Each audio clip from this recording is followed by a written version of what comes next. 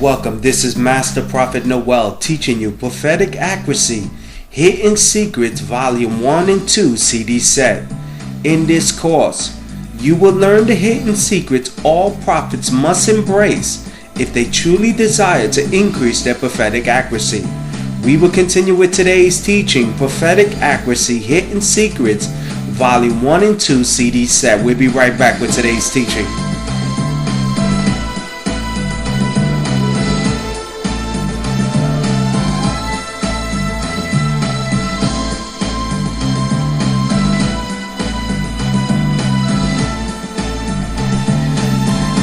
Now, come closer and let me reveal a hidden secret to you that has changed my life.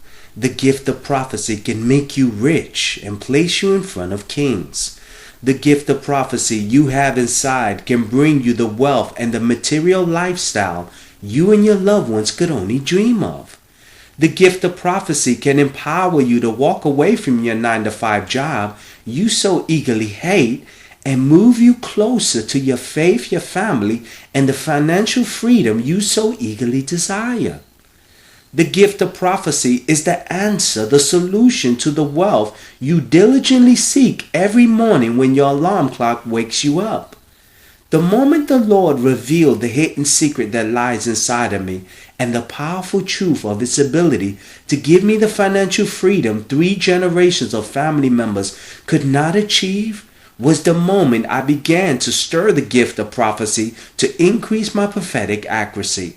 Now the great prophet Daniel used his gift of prophecy to reveal the secrets of King Nebuchadnezzar's dream that brought him great wealth.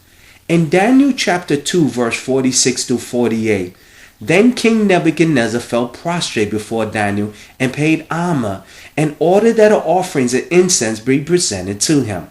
The king said to Daniel, "Surely your God is God of gods and Lord of kings and a revealer of mysteries, for you were able to reveal this mystery." Then the king placed Daniel in a high position and lavished many gifts on him. He made him ruler over the entire province of Babylon. You see, using the gift of prophecy, Daniel revealed the king's dream and was rewarded with great wealth due to his prophetic accuracy. Now listen to a prophetic word I gave to this caller that was so accurate that he was so impressed with my word that he joined my school of the prophets and became a graduate. Listen closely to this prophetic word. The prophet will say, Jesse, is that God is going to start moving you to make powerful decisions.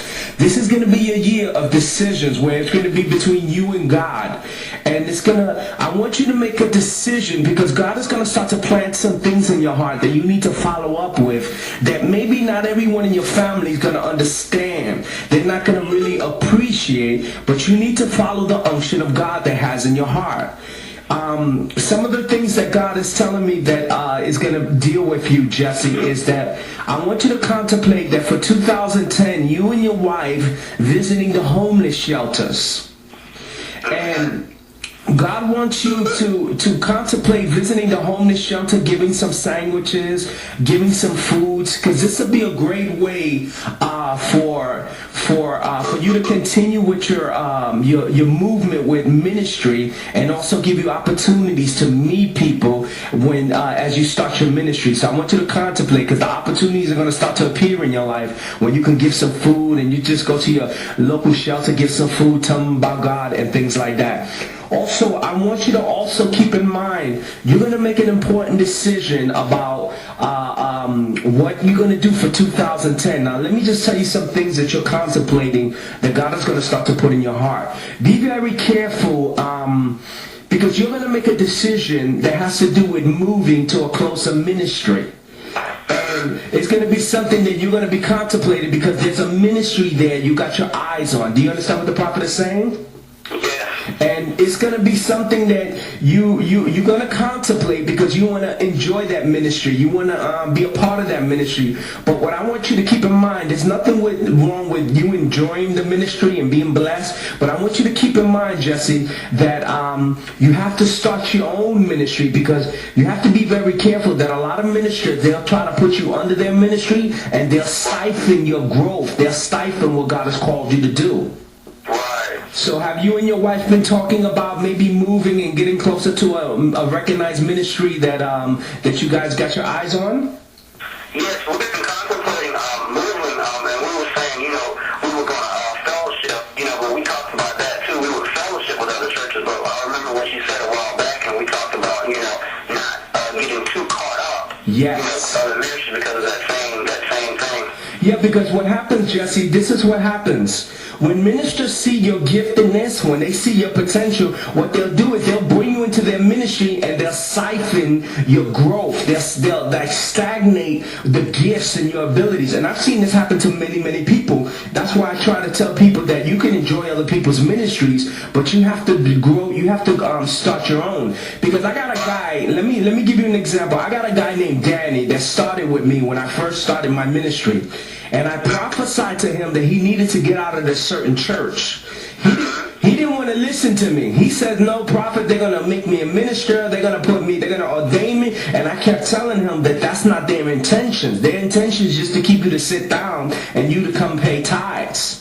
Right, exactly. And let me tell you, several years later, Jesse, I just saw him the other day, and he's still stuck in the same place. And the first thing I asked him was, are you in ministry yet? Do you have your ordination paper? And he tells me, prophet, he's still at the same place. Wow. And we don't want that for you. We want you to take over the world, you and your wife, and we want you guys to make some decisions. Now, God is going to start